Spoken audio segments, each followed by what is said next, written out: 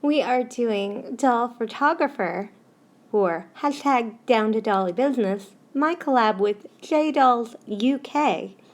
This is the last week that you can play along, and you only have until about Sunday or Monday afternoon to get the last of your photos in. You can post them on Instagram, or you can post a video. Where are we? This is not where we've been filming the last few weeks. Where are we? This is not normal. You're in my photography studio, and why are you here? But if you stick around, I'll tell you how I made it. This My Froggy Stuff flooring was supposed to be printed on the grayscale, but it came out purple. Not gonna lie, I love it more. But I did buy this poster board, the smaller kind, for only $1. And all I'm doing is tracing on this super thick cardboard box so I get the size and shape I want for my doll room and photo studio that I'm making. This Petco box is the triple thick kind. It's very hard to get through actually for scissors, and it was kind of murdering my X-Acto knife from the Dollar Tree. The blade kept coming out. So yes, parts of my crafting are definitely only for adults because they are kind of dangerous.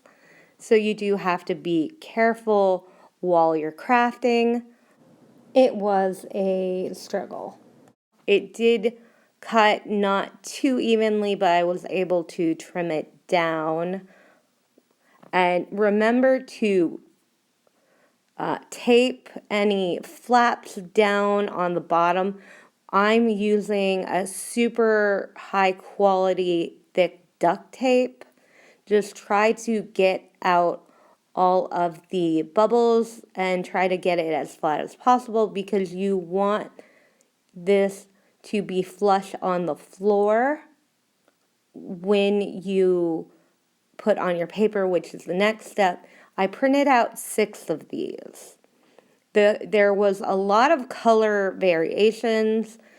Parts did come out gray, parts did not print at all, but all in all, it looks pretty good. I'm using that photo glue because this is cardstock and it's good for scrapbooking, so it is much better quality than your normal glue stick. And all you have to do is lay this flat, make sure there's no bubbles, but I didn't seem to have a problem with this and the cardstock getting bubbles. Occasionally I got pieces that were not glued down all the way. I went over those with glue. If you get too much glue on top of it, it does not dry completely. You can rub some of it off and it'd be fine. I glued just the sheet on this section so that I could flip it over, trace it again, and then cut around it so I wouldn't have to be too precise when I was cutting everything out. You could use an X-Acto knife to do that. It would be quicker. And in portions where you have gaps, you can take a corresponding piece and just patch it in. The bottom of it is very patched together, but that's all I had left over. So I'm very pleased with that because that's not quite a full sheet, but I would suggest keeping that leftover piece for patchwork later on if the floor gets damaged because you're never going to get this color again. This is a fluke. Also, I'm not gluing this together because I want this to be easily stored with my other backdrops, which are all flat. I bought these lights for $1. They were on clearance from $5 at Family General. They are for cell phones, so they do come with a cell phone attachment, which is great for cell phone photography. I don't do that. I use my iPad, and I use a real camera as well. One of these, I think the battery is dying. I did not realize how bright these lights actually were. They're actually pretty incredible. I do have to replace that battery, even though they're all Duracell. And all I have to do, the floor's a little slick for these, but I did eventually get everything up. There are other lighting options that you can do. This is for working on cars. They're about $6 or $7 a piece in the store. Don't buy them online. The markup is crazy. I think the basic room came out great. If you reverse the floor, it looks like a stage, which I love. This is the reverse side. So I did the same thing.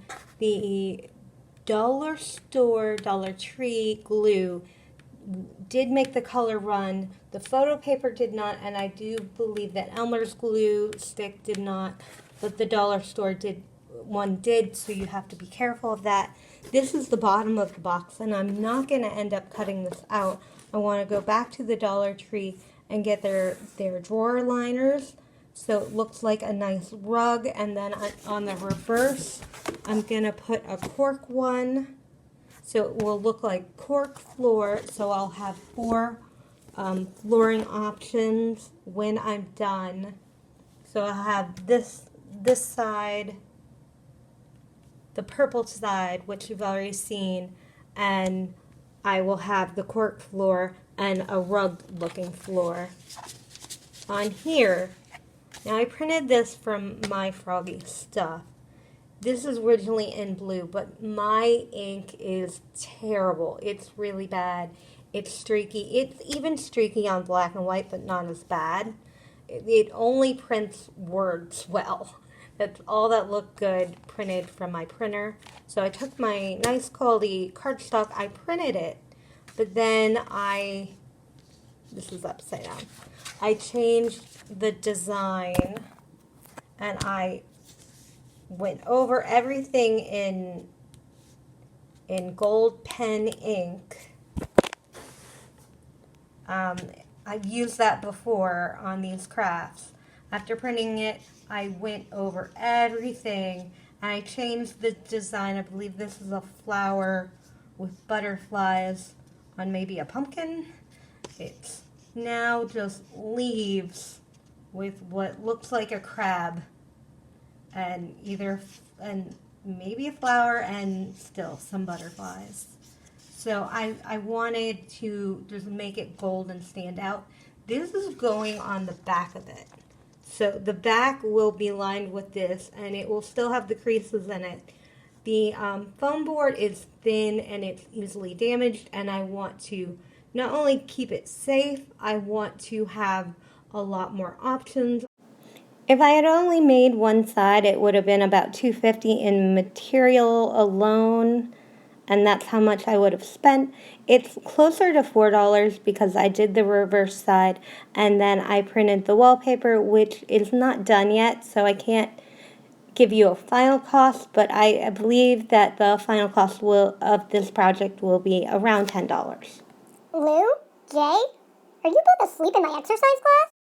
I am shooting blind. I cannot see what I'm doing, but I am making a sign for the Real Prince Club Avenue. So when I post pictures online, I will have this sign in it so people can look me up and see my YouTube channel and Instagram.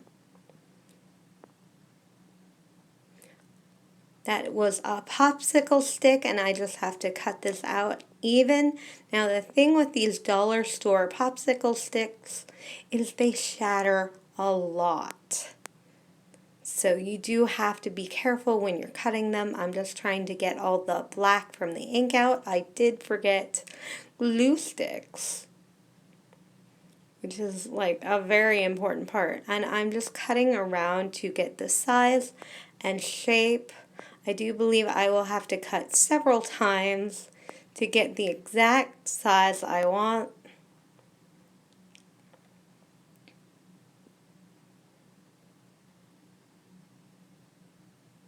But that is about right, so I'm just going to glue this on. I'm trying to use up my dollar store glue sticks because they came in a pack of 8, but there's too much water in them for most items, and they will make some of your paper ripple. So I want to just use them and get rid of them. Once this is trimmed down, I'm going to be making a stand for that. I'm just going to be using a coffee stirring stick and some little tiny popsicle sticks. But I will be doing that off camera because my glue gun has a super short plug. I should have used tacky glue, but then it wouldn't have been dry in time for the video to be done. And this is due in the morning. So I am a little behind, even though I did a lot of crafts earlier. I will be redoing this with a longer stick for Instagram post, and I will be doing that with tacky glue. But I do think it's a really cute craft still. I thought to myself today, I don't have anything to open, and then I remembered I forgot one of the crafts. Now, you can get a wooden dowel, a long one, do it like this, and then just hang it up.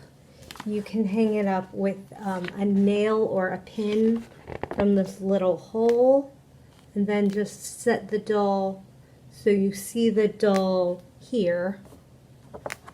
And then the other way is you can use binder clips, say on your doll room. I wouldn't use it on here because this is a little thin and it will crush it a bit. But this is also really long room, so you may not see the image properly if you did this method. But I do believe I'm probably just going to use a pin for now, but eventually I would like to set it up so that this would be in a frame like you would see in an actual studio. But that is a video for another day because I have to figure out how to do it. These are all sunrises and sunsets. I got these from the Dollar Tree. What I liked about these is they had no words on them. A lot of the ones in the Dollar Tree that day did. Oh, look, at the beach. It's just so pretty, and you can use these for a lot of different types of backdrops.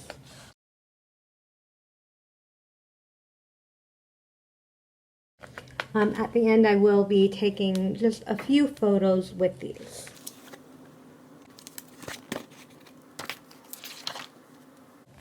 And they're just really gorgeous. That's the only one with an actual person in it. But I don't think that should detract from it too much. That one is not the right scale unless you're doing Thumbelina. Oh, I just love that one. You could do a little boat. Just all of these, and they're just really good ideas for backups. Again, that one is a little big unless you're doing a doll story of Thumbelina, but a lot of them are just absolutely gorgeous. I mean, look at that rainbow. It's beautiful. Oh, I love that one. Oh, that's so pretty too, a winter scene. So I think absolutely all of the other ones of the 13 pictures were usable. For this one, only about 10. No.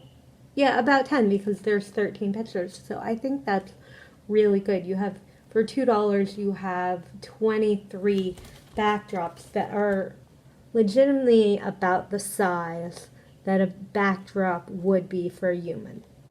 Who loves you, Ken? Who loves you? You do? No, the camera. She's a photographer. It's the camera, see?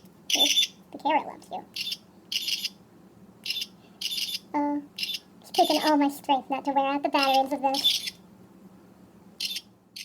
Remember to watch Jay's video too, and to do the hashtag Down to Dolly business if you want to take part, and if you want a shout out in our last video that is airing next week, which will only be our favorites of the posts that were made.